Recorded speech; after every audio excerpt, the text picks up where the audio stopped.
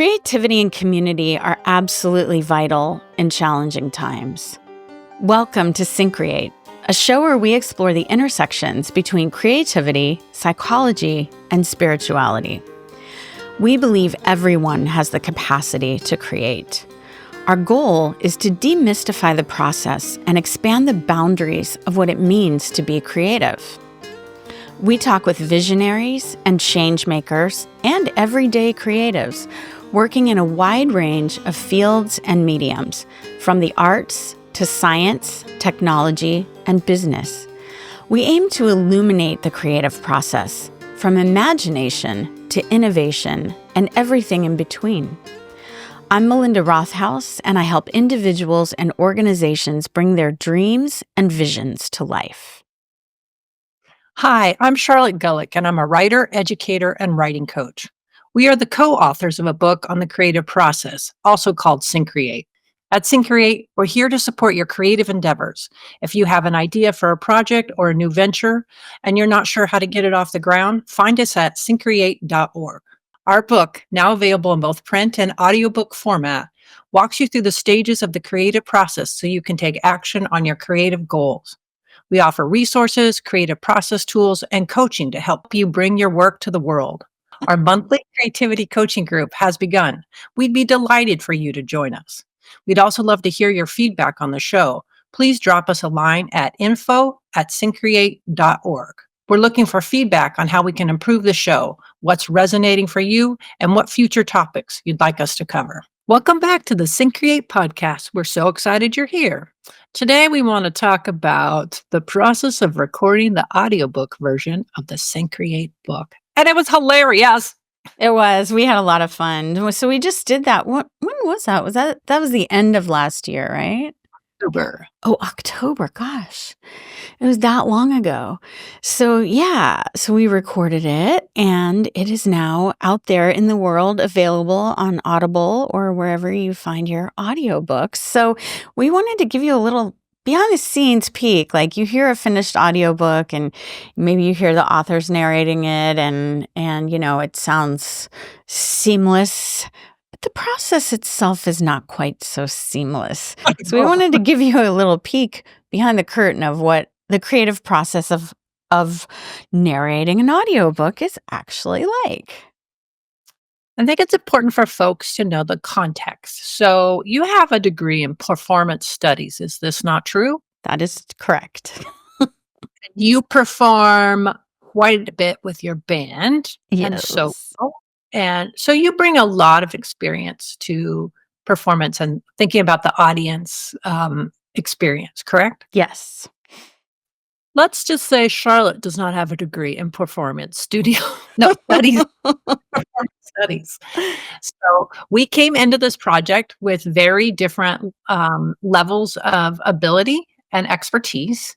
And for me, there was a lot of highs and lows. So the audacity, or I got on a plane and I was telling myself, I'm flying to Austin for the weekend to record an audiobook. I liked that narrative. This is who I am in this life. And then I got there and I stumbled so much. It was ridiculous. And but also very fun. It was hilarious. Yeah. And then Grant, our amazing producer, one of the things he said before we started is we're getting set up, getting some water, making sure our teeth don't stick to our lips. Mm-hmm. I have I have an in and out again accent. And I said to Grant, sometimes my accent will just get in the way. And I was walking up that hill and Grant goes, now, do you think that's part of your charm, or should I stop you and we re-record it? And I thought for a moment, I was like, that's part of my charm. So,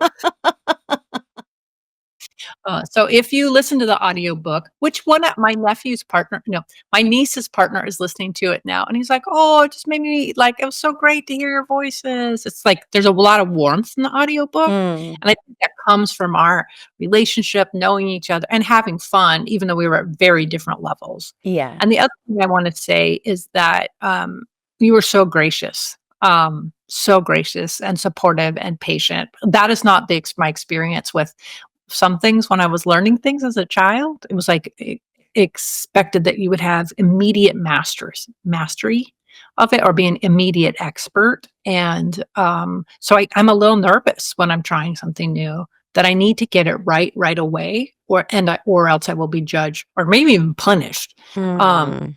So kind. So thank you for that. Oh gosh, absolutely. And I mean, I've never recorded an audiobook before either, so we come into the studio, not this room, but the room next door, and they've got the audiobook text like up on a screen.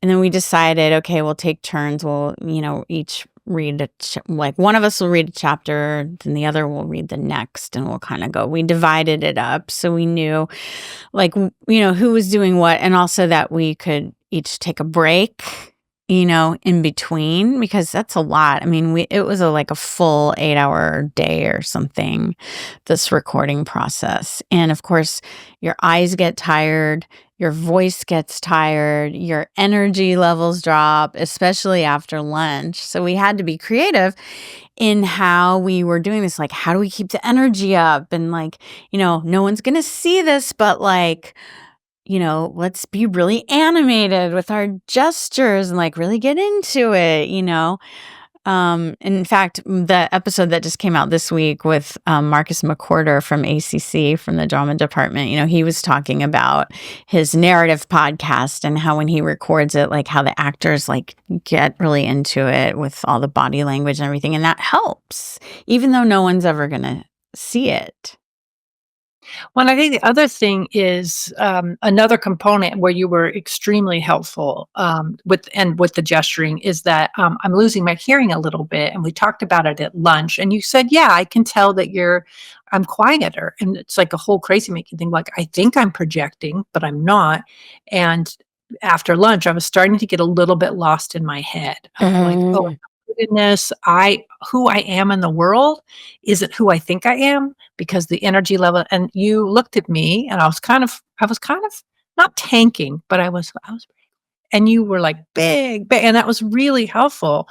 And it reminded me of how creativity and risk taking, it's so important to have other people help us hold it. Yes. It was fun. There were a couple people's names that I definitely tripped on. I definitely tripped on that name. Respect for their names, but But, yeah, like you're saying, it was like we have to encourage each other, Mhm. and that's why I love our collaboration so much, is because, and people like I just had lunch with somebody who listened to the audiobook yesterday, and she was like, I love it. You guys have different vibes and different styles, but very complementary, and I love our collaboration because, when you're working solo on something, like it's just you. And however you're showing up or however you're feeling that day, that's all it is. But when you collaborate with someone, you can feed off each other's energy. Or if one person's feeling more low energy, the other person can lift them up, and vice versa. And just be like, you got this. We got this.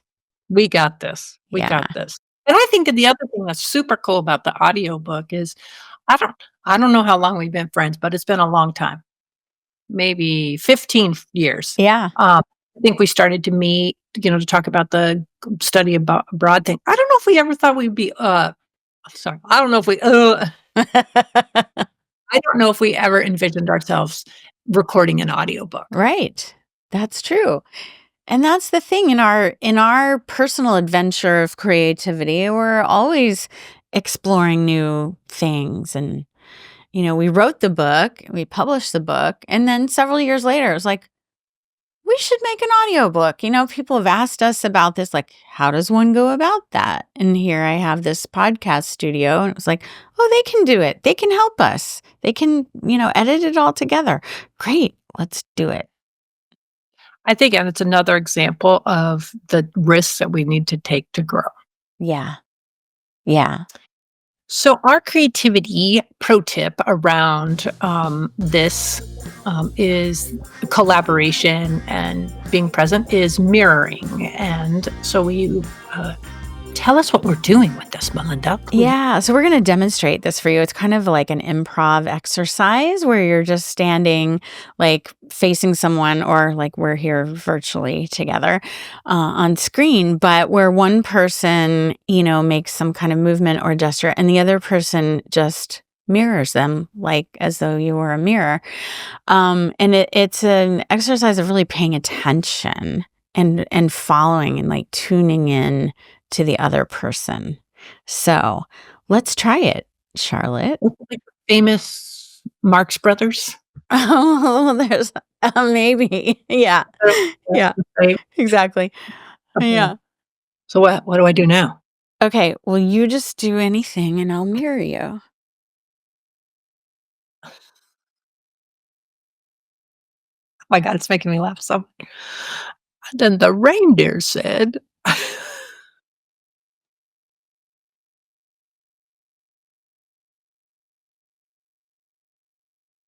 people are going to think we're crazy. People are going to think we're crazy. And so on and so on. You could go on with this, but it's a really great exercise, especially if you have somebody that you collaborate with.